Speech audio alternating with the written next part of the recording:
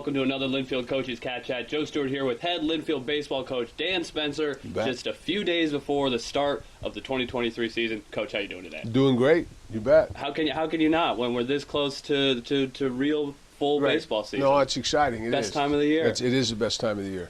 So it's an interesting year for you guys. It's obviously last year you came into the season without a whole lot of expectations. Sure. Young team, 8th place finish the year before that, and you end up tying for a regular season championship and making it to the championship round of the conference tournament. Sure.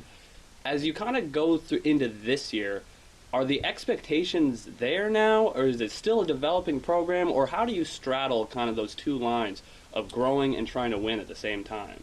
Well, I think there's a couple answers. One, I think in baseball, anytime you're wearing the Linfield jersey, people expect you to contend, and I think that's fair. And I would not say that we overachieved last year. Like I tell our guys, hey, let's just win the games we're supposed to win, and I think for the most part, we did that. And so I don't consider that we played out over our skis or did any of that. I just think we won the games we were supposed to win, and we needed to win one more in the tournament. All right. Anyway, this year, we like our club. We like our club. We like our talent is overall better, but that doesn't help you that helps you, on paper. And that's where it starts. But, we talked about it before we got on. We have a couple of key guys gone, Mike and Danny Cohen at the start of the year. Mike will be gone all year. And those are two guys offensively that have as much experience as anybody in our program. And so that means you're playing some different guys. And that's okay, too, because we do have a little bit of depth. And unfortunately, right now it's stretched to the limit in the infield especially. But we like our kids. We like our club. We bring back, some pitching.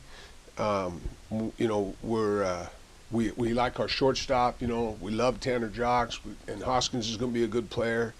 It's hard to replace Colt Meyer, so somebody's going to have to do something at the end. Down there with Manelski, but there are people and their bodies, and we like our young guys, and we're excited to get started. So let's get into the details a little bit. I mean, the pitching was definitely, it seemed like the strength of the team last year, and certainly as you return your three rotation starters with Del Biagio, Coons, and John Ober. Can we expect kind of similar rotation? Are other guys going to get a crack at starting games? Will you have a few more bullpen games like you did last year? What's the starting rotation looking like? I think you got right now we have Ober and Del Biagio going to run out in the first two slots, and both of those guys are better than they were a year ago. They're both better. Coons has been great. We're just not sure what to do with him yet. Whether we have another guy that can start, we're just not sure, basically because we're not positive that Jackson's not more valuable to us to help us win one of those other two games out of the pen. What you don't want to do, in my opinion, especially early, is hold a guy to be your Game 3 starter that might help you win one of the first two games. And so we're just kind of in flux. And I told this to Jackson the other day because he asked me kind of, hey, Coach, where am I at? And I said, you're doing great. And if we get to a point in the first two games of a series that we don't have to use you to win, then we'll start you on Sunday, and here we go. And now we're rolling. But I think that stuff, just like it did last year, that stuff will kind of sort itself out in the first couple weeks and go from there. What we think we're going to be better offensively. We think we'll play defense like we're supposed to. Our pitching, we like our pitching, but again, there's some key guys. There's 4 or 5 of them that are very talented guys that have, this is their first time going to throw a pitch at this level. Right. And so with those guys, as the pressure is on to contend, how much of a leash can you give younger players? Because it sounds like there's a lot of talented young players, both offensively and defensively, coming into the program this year. Well, I think the thing with the young guys is, if they're your better guys, then you've got to kind of stay with them. And really, we have 2 goals. You got to get to the conference tournament, and then you got to win it in our conference. That's how it works. It doesn't matter. We were a conference. We were a co-conference champ, and our league now for the last however many years has taken one team. Right. And it's been the conference champion. So those are the goals. And so however it looks to get there, you got to get in the tournament, and then you got to win it. And so we're kind of all these games, really the first 6 or 8 before you play a conference series. Or the first 6, and then the conference series. Now you got to win enough conference games to get to the tournament, but it's really you got to get there, then you got to win it. And so what we do up till then is just trying to do those two things.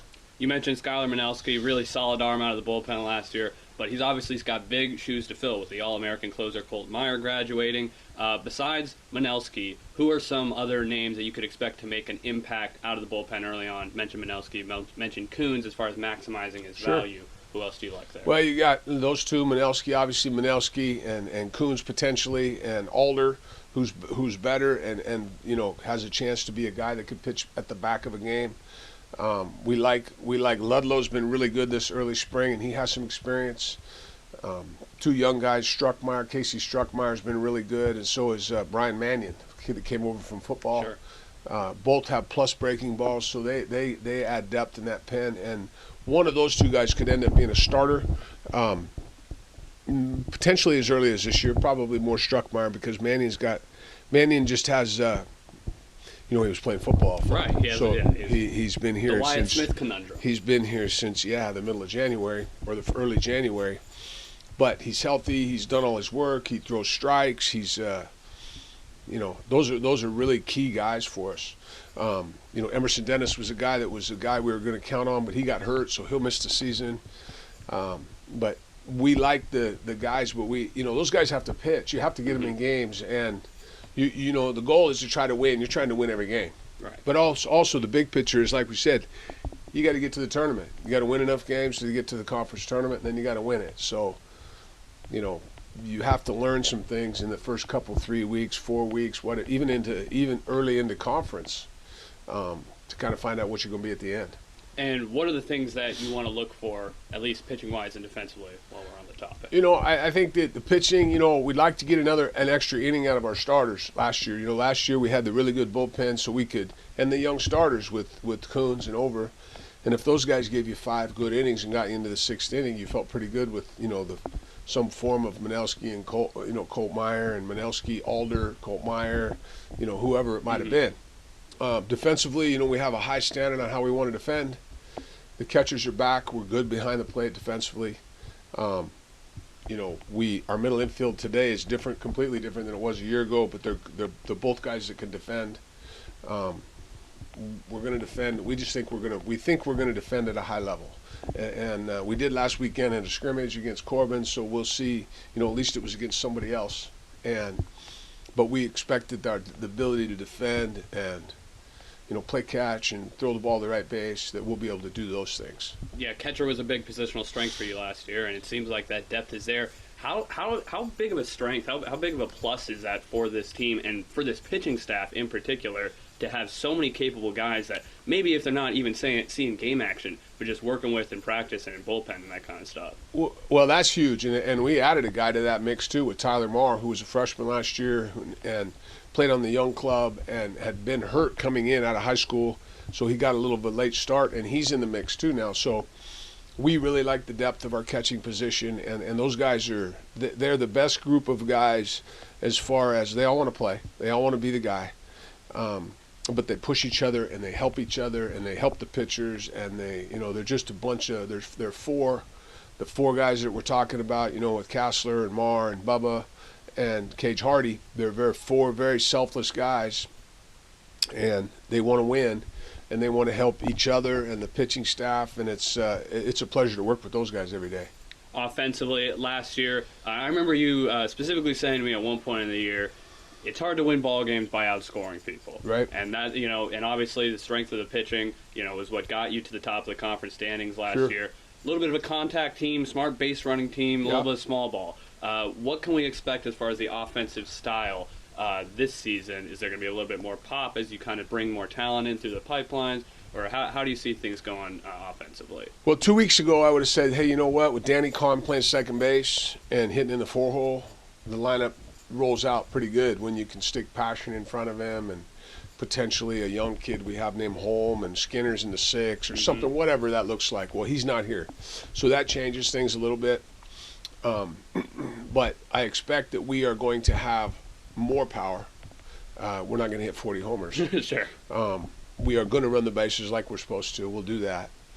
We have some speed. What we really have is we have some,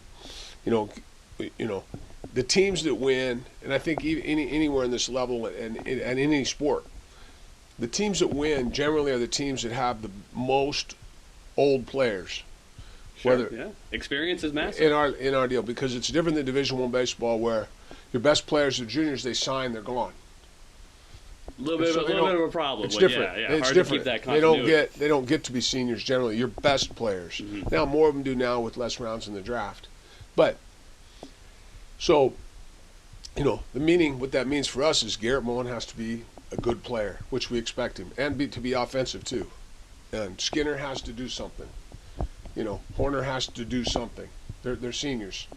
And Passion has to be Passion like he has been, which, we expect that. And if those four guys, or three of the four have good years and do things, then the young guys, then they fit in. They don't have to, we're going to start a freshman in left field probably every day. Wow. And it'll be a different guy. But we have three really good freshman outfielders that are going to play. They're going to play in the outfield with, Garrett and Bodie Smith. But when they have to hit in the 4-hole, or they have to hit in the 5 or the 6 or the 3, because that's a hard goal for a young guy. As good a player as we think they're going to be, we need the older guys to do what they're supposed to do, and I think they will. So, it's exciting from that standpoint. But like I said, we have a lot of firepower in that freshman class, but they are freshmen. It'll be exciting to see. And personally, I can't wait for Friday, opening day against PLU. What are you looking for in that first series? Well, we want to, it's not generally, it's fun to play PLU because they do things the right way. They get after it. They've been a gold standard in this league for a long time too. So it's fun to play them. It's a little different because we play them again in 4 weeks in conference. But I think what you want to do is you want to go out and throw a bunch of strikes, and you want to play defense, and you want to just see where you're at in the seventh inning. And I was telling our guys this the other day. Baseball's a lot like chess. There's an opening, there's a middle game, and then there's the end game. And so if we can be good in the opening with our starting pitching, we're going to defend. And last year that was the goal, was kind of get to the seventh inning and see where we are, and see if we could run those bullets out there and try to scratch one before they did. We're a little different this year because we haven't figured out who all the bullets are going to be at the back of a game. But, the other side of it is we think we're going to score more runs. So we just want to play good baseball and then see how it shakes out. That's all you can ask for, right? Yeah. And that's the beauty of this game. Yeah. That'll be the Wildcats taking on the PLU Lutes for their first game of the season this Friday here at Roy Helzer Field. 3 o'clock first pitch. We'll have the doubleheader on Saturday, again against the Lutes with the first pitch at noon. And, of course, we'll have the Cats here at home on the Linfield Sports Network for every game. Coach, thanks for the time. You bet. Good luck this year. Thank you.